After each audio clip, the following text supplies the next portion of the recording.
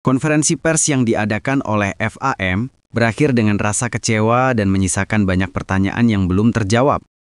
Hal ini terutama terkait dengan masalah dokumentasi, di mana pihak FAM yang seharusnya bertanggung jawab tidak mampu memberikan penjelasan yang memadai kepada para jurnalis. FAM telah mengumumkan bahwa hasil dari proses banding akan dirilis pada tanggal 30 Oktober 2025. Sementara menunggu keputusan tersebut, mereka tidak dapat memberikan informasi mengenai asal-usul pemain, termasuk kakek neneknya, dengan alasan untuk menjaga agar proses banding tetap tidak terganggu.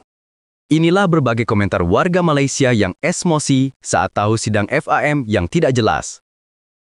Pakcik, kalau belum bersedia, jangan buat sidang akhbar. Jadi bahan kutukan rakyat Malaysia. It's truth. You not qualified as a timbalan Presiden FAM. Tak payah nak cari siapa yang mengadu pada FIFA. Kalau benda betul, orang nak tengok macam mana FAM buat kerja. Huru-hara? Tak boleh jawab atau tiada jawapan. Kalau memang bersalah, mohon maaf sudahlah. Benda pun dah jadi. Bodoh punya FAM buat sidang media, tapi bila kena tanya, bagi jawapan macam tak ikhlas je. Tolol nak mampus. Orang buat PC means dah ready. Kena tanya soalan macam-macam. Dok sibuklah cakap individu dari Vietnam pergi report. Tak kisahlah siapa report. Sekarang ni salah ke hidup. Memang dari awal lagi plan, harap-harap tak ada siapa lah report lah ya. Cakap semua pusing-pusing bodoh kan orang kita. Sebagai rakyat yang bayar gaji mereka, bak tukar ke semua atas sampai bawah bersih kan. Kerana kesalahan yang amat besar buat negara.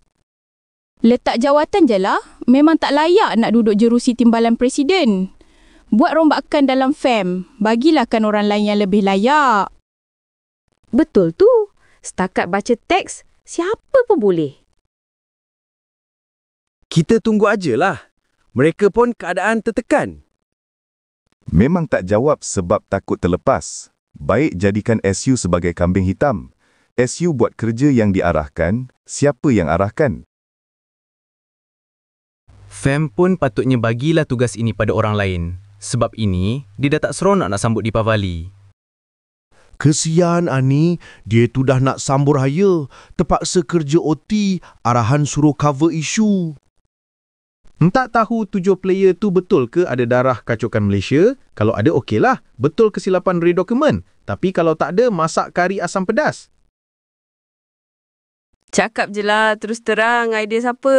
Buat apa nak sembunyi-sembunyi? Takkan tak tahu kot. Dan sekarang, pemain tu main kat kelab mana? Dah kantoi. Tak dapat nak sembunyi dan cover dah. Cuba kau bagi tahu, siapa yang punya idea untuk membawa ke-7 pemain haram tu dalam skuad Harimau Melaya? Nampaknya kau lebih takutkan pada seseorang daripada takutkan kemarahan rakyat Malaysia. Tangan lain yang buat, tangan lain yang jawab. Mana nak dapat jawapannya? Bagilah Anir tu tenang, dia nak raya. Dapat kambing hitam seorang, yang lain semua lepas macam tu je. Kambing hitam tu confirm masuk berjuta-juta lemon. Patut sidang media macam ni, FAM dah sedia jawapan dan didampingi peguam dalam kes ini. Jika peguam yang cakap tidak boleh dedahkan, kita akurlah. 2. Vietnam membuat bantahan berserta dokumen kepada FIFA. Soalannya, bagaimana Vietnam mendapatkannya? Jika tidak dari sumber dan info dari dalam negara dan FAM Simam. Jam!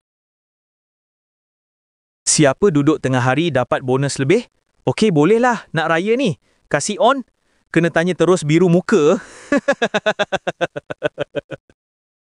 Sebab dalam FAM sendiri, ada kaki sabotaj. Tunggu je lah. Kaki sabotaj tu, cari dalangnya. Tanda-tanda pemotongan mata. Selamat tinggal Piala Asia.